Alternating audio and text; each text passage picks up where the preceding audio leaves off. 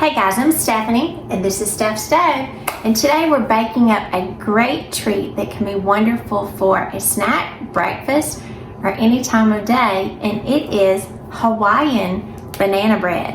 And this banana bread does take a little twist more towards the Hawaiian side, and it is a wonderful, wonderful twist on banana bread. So I wanted to share it with you today. So let's get started. We've got our oven preheated to 350 degrees. Let's get our ingredients together and make this wonderful Hawaiian banana bread. Here we go. All right, to get our banana bread, our Hawaiian banana bread started, I've got measured out, I've got 2 cups of all-purpose flour, and to this I'm gonna add 2 cups of granulated sugar. And I'm gonna just mix this around with my spatula because this will be an easy mix. You won't necessarily have to use a hand mixer or even a stand mixer for it, and generally I just use this with a spatula or a spoon, mixing it together gently. All right, so after I've kind of mixed those together by hand gently, we are going to add in 1 teaspoon of salt, 1 teaspoon of baking soda, and 1 teaspoon of cinnamon to this mixture. Make sure I get all of it out. We are going to again just mix this together lightly by hand to make sure that we see our cinnamon incorporated and blended throughout, because you don't want big chunks of cinnamon in it. You want it well distributed. And I will say this recipe that I have for the Hawaiian banana bread, I come across it about 25 years ago. We had a lady at church that made this, and it was so good.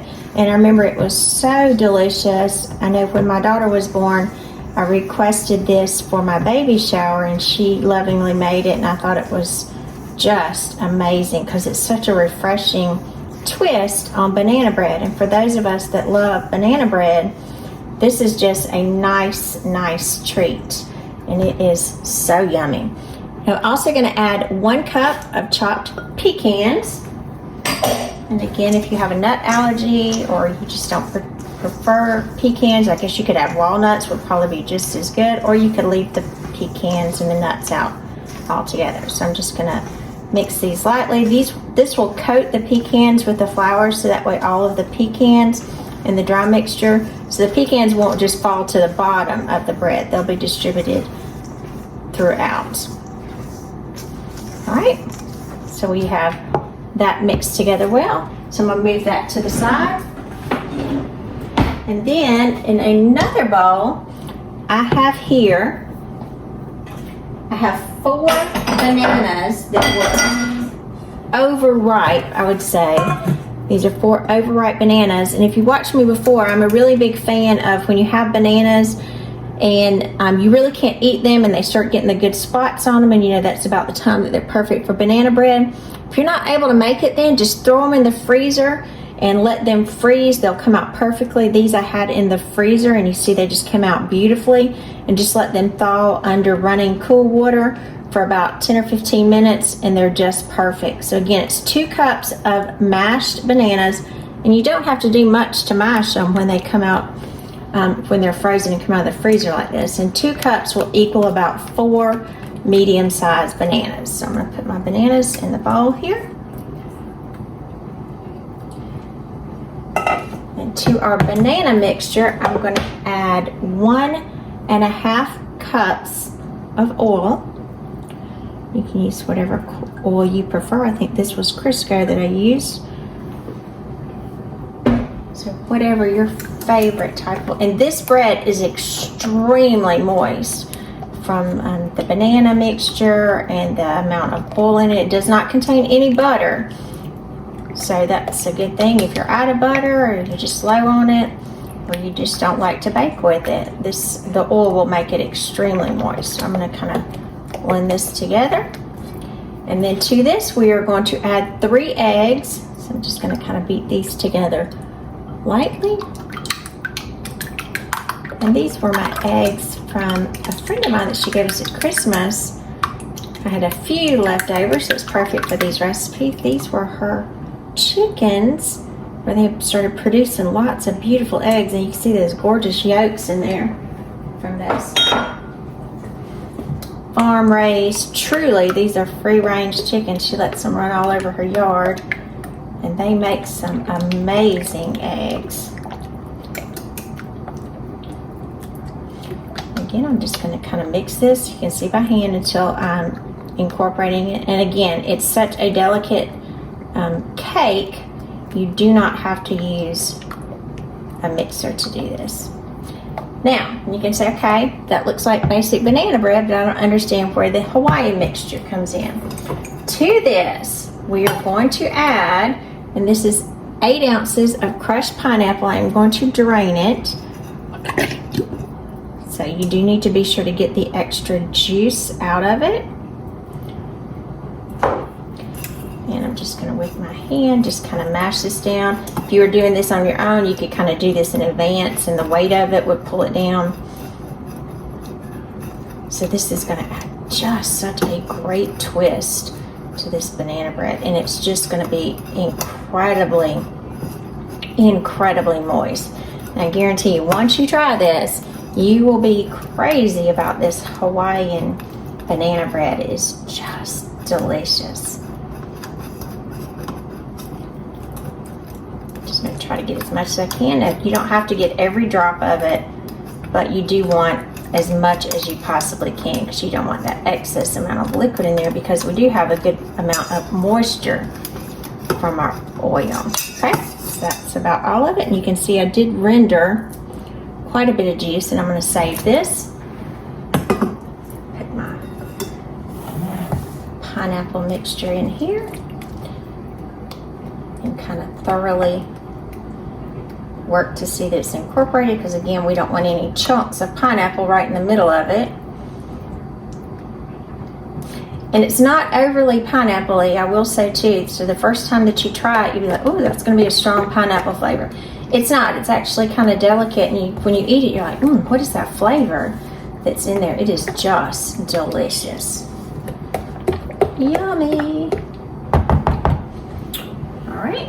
Now that we have our wet mixture, I'm going to come and make a little well into our dry mixture right here in the center, and I'm going to pour it into it.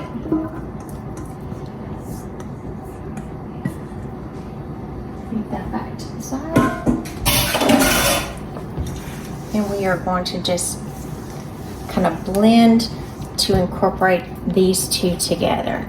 And again, all you're trying to do is just incorporate the flour wet mixture to the dry mixture. And you don't have to overbeat this, overmix it, just incorporate is all we need.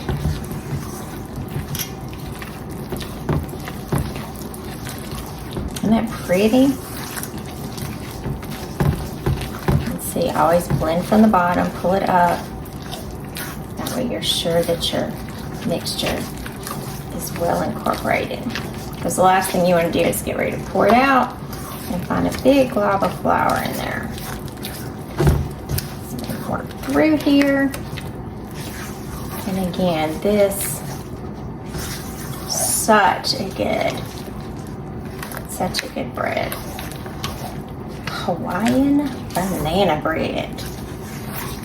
Yum, yum, yum. All right, we have it well mixed here. So at this point, I do have a baking sheet over here just because I'm gonna bake this in 2 containers. I do have a loaf pan and also have a mini bundt pan that I'm gonna use here, and I've sprayed both of those with baking spray. Now, if you didn't have a mini bundt pan, I'm actually taking this to someone as a birthday gift because they actually like this very much, so I'm surprising them with it later today. That's why I'm doing the bundt pan, but if not, it will make 2 loaf pans. So I'm gonna start off with my loaf first and kind of guesstimate about half. And then the rest of it I will pour into my little mini bundt pan. If you don't have one of these little mini bundt pans, these things are just a gem. A lot of times when I'm making my pound cake, and I have a great whipping cream pound cake recipe on my site, I always make a little one as well, because a lot of times I'll take the big one somewhere and my husband's like, oh, I want to eat some. It smells so good. And so I always make a little one just for us to keep. So it's like you have the best of both worlds, one to give and one to keep. All right. Smooth that out. So I've got a loaf and a mini bundt here. I'll move that out. And we're gonna get this in the oven at 350 degrees. It's gonna bake for approximately an hour, but I'm gonna start checking it at about the 45-minute mark. And just as you normally would check, insert a toothpick into the center. If it comes out clean, we are ready. And again, I like to always check my baking a little early, because that way if it's browning too much on the outside, it gives me the opportunity to kind of lay a piece of tinfoil or something over the top so the top doesn't get too brown. So let's get ready and get these in the oven.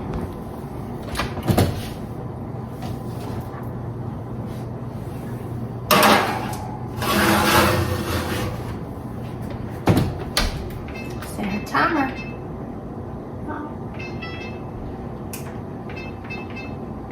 45 minutes and we'll check it. All right, it's been about 45 minutes. I'm gonna go ahead and check them because I am smelling them.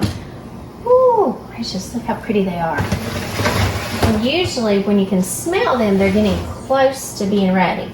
Now, they've already got a pretty brown on the outside, so I'm just gonna insert a toothpick. And I've got just a little bit on that one. Let me check my loaf in the center. And I've got just a little bit. It's kind of hard to see here, but just a little bit. So what I'm gonna do is I'm gonna come in. I've got a piece of aluminum foil ready. I'm just gonna lay this on top. And I'm gonna give them 5 more minutes. All right, our oven timer is going off, so let's check our bread in here. Another hot corner here. Just that carefully. Now remember, we added our tin foil just so that we wouldn't, our aluminum foil, just so we wouldn't have it extra brown.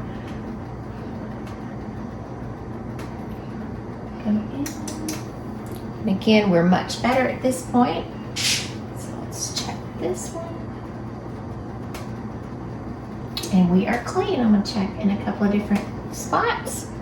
We are in good shape. So I'm going to turn the oven off and go ahead and remove this and let it sit on a cooling rack.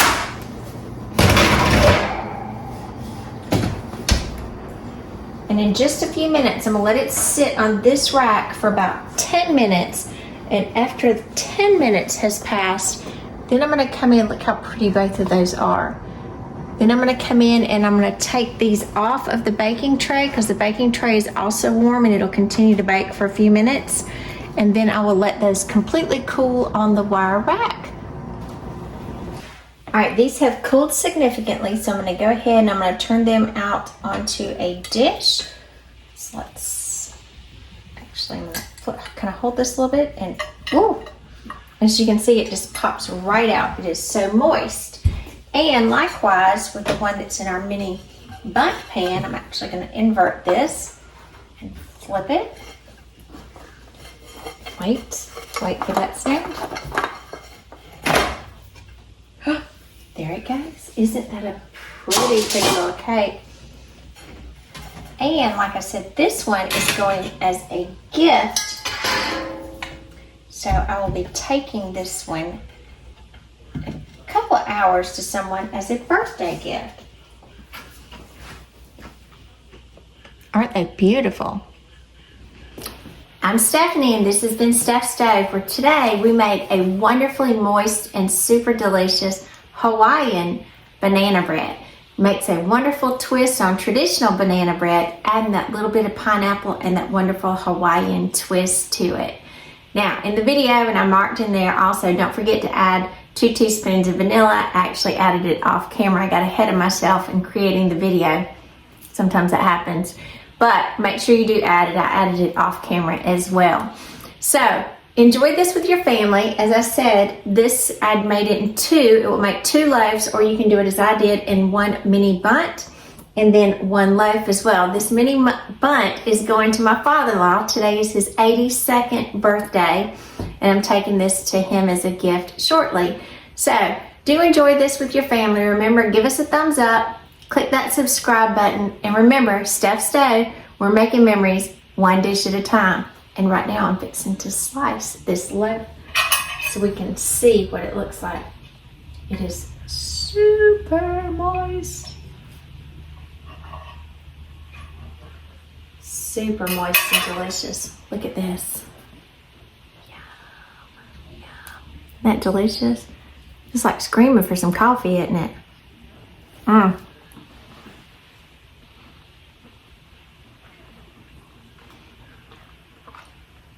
Wow. This is so good. Every time I make it, it just wows me. Mmm. And the smell of it, oh, the pineapple, the banana, the nuts, it's just yum. Mmm. You've got to try some of this. Wow. I love this. So, make some of this for your family as well. Enjoy. Have a great night, guys. Happy birthday, Pop.